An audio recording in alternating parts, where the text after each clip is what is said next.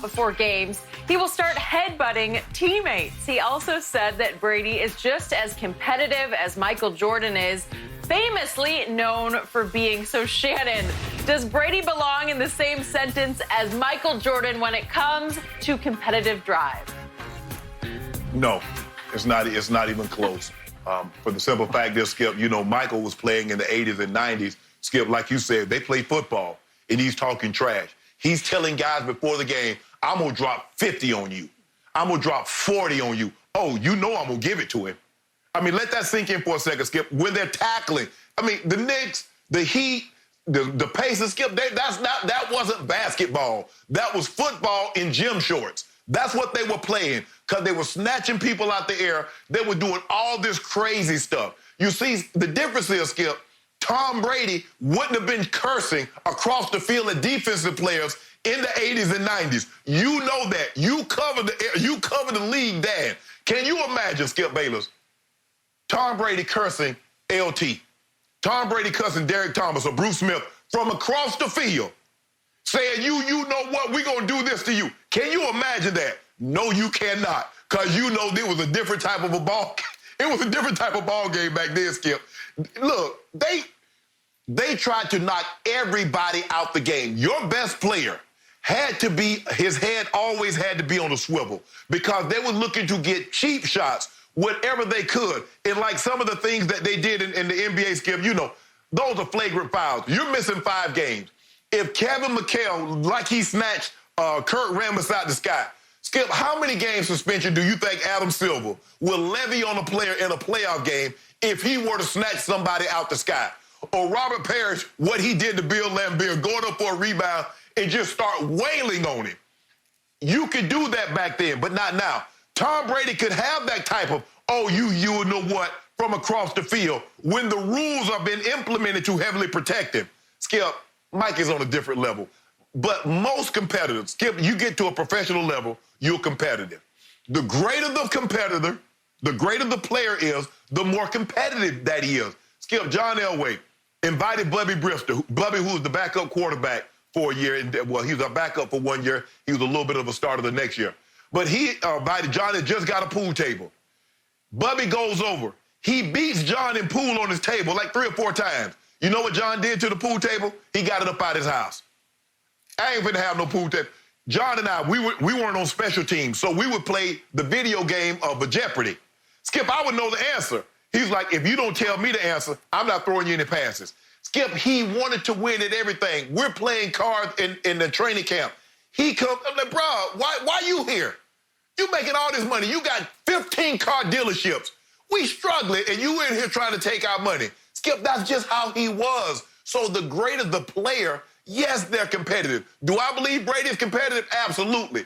But I think the difference is, Skip, is that you look at, oh, golly gee whiz, Tom, and you don't realize that there's a towering inferno that rages inside of him. 1, they took me in the 6th round. 2, they still don't believe.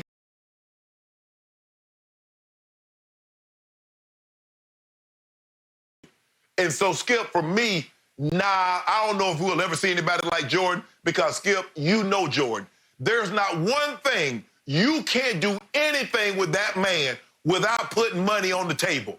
I'm talking about anything. I bet you the sun gonna come up tomorrow. I bet it don't. Bet 50 grand.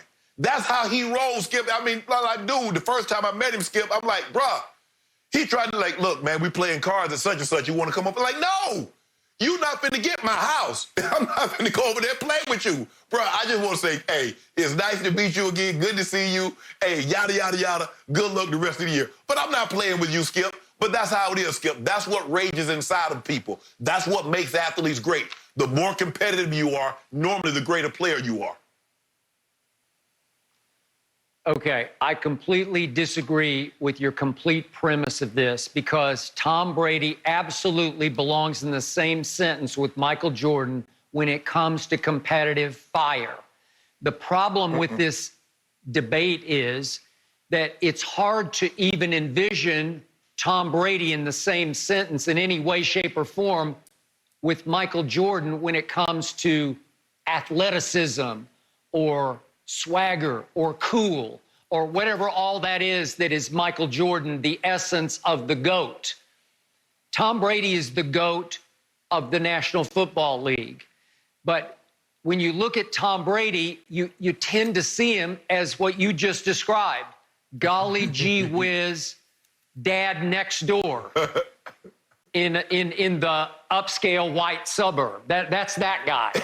And that's the guy who posts these silly, lame bits on social media. And you say, well, what are you doing? That's not cool. Right. That's beneath you, Tom. You're the GOAT. Michael Jordan would have never posted those silly little bits on Instagram. And yet, you think of Brady, the greatest quarterback. Wait a second. He ran the ugliest, the most embarrassing 40-yard dash in the history of the combine. And it boggles your mind to even put Brady again in the same breath with Michael Jordan. But now we get back to the Dante Stallworth quotes. And what was he saying? That he was warned in his first year with the Patriots, be careful in the tunnel before introductions on game one, because he's going to headbutt you. And Stallworth's like, okay, so he's going to, what? He can't headbutt me. I'm a receiver. And he said then he comes up to him and he thought, oh, bleep, he's about to really headbutt me, and he nearly knocked his head off with a headbutt. It's what I call Psycho Tom. It's the classic case of Dr. Jekyll lives next door. He's the nice man next door. Mr. Hyde, the monster, goes to the games on Sunday, and he will headbutt everybody fiercely, psychically.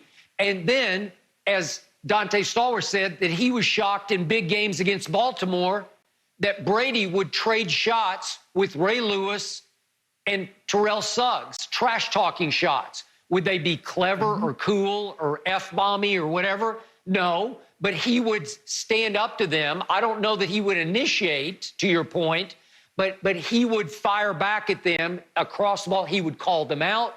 He would go out of his mind and out of his body, because that's the way he performs. He goes somewhere else in competitive fire that I never see during the week in any media session. And yet, all that rage inside him, it equals Jordan's, because I've told you, he's not more clutch than Jordan, but he's been clutch more than Jordan had an opportunity to be, because Tom did it 6 times with 6 game-winning drives in the fourth quarter of Super Bowls, pulled off another one against Eli in the first Eli Super Bowl that got canceled because Belichick's defense couldn't stop Eli from going 80 yards for a touchdown with 2 minutes left. And then, obviously, Brady throws for a playoff record 505 against Philadelphia and rings up 33 points. That's not enough because Belichick's defense, without Malcolm Butler, gives up 41 to the backup quarterback of the Eagles. So there's possibly 8 rings in which Brady played at extremely high Jordan-esque levels. But to me, it's because of that fire that raged in him that was equal to Jordan's fire. It just came out a little bit differently. And yet in leadership and clutch play, man, he's right there with Jordan to me. So yes, to me, I can put them in the same breath, even though Tom Brady does not look or act the part. Let me ask you a question, Skip. How many times you think Joe Montana, who's the best quarterback in the 80s? Let's go say, we're going to say Elway, Montana, Marino. We believe Montana will probably get the nod because he won 4 Super Bowls. How many of those guys you think trash talk LT? None of them. Why? Because they know they were not protected like they are now. See, you can do all that, Skip. I used to go to the zoo. I bang on the enclosures. I know you weren't supposed to, but okay, I did it a couple times. The big old silverbacks, what they gonna do to me? You behind 5 inches of thick glass. I see the lions and all those dangerous animals. I can yell and do whatever I want. There's no chance for you to get to me. But in the 80s, in the 90s, when the quarterback was not protected, trust me, I was on the field. Those quarterbacks were doing no chirping, 0 chirping. Wide receivers was very hesitant to do any talking because, Skip, there was no defenseless receiver. There was none of that. There was no helmet-to-helmet contact. They were trying to put that helmet under your chin. They were trying to take you out. So now in 2007, the rules have been changed. You can't be as physical. There is the defenseless receiver. You can only hit the quarterback in the chest. You used to be able to hit the quarterback from the top of his head to the bottom of his feet.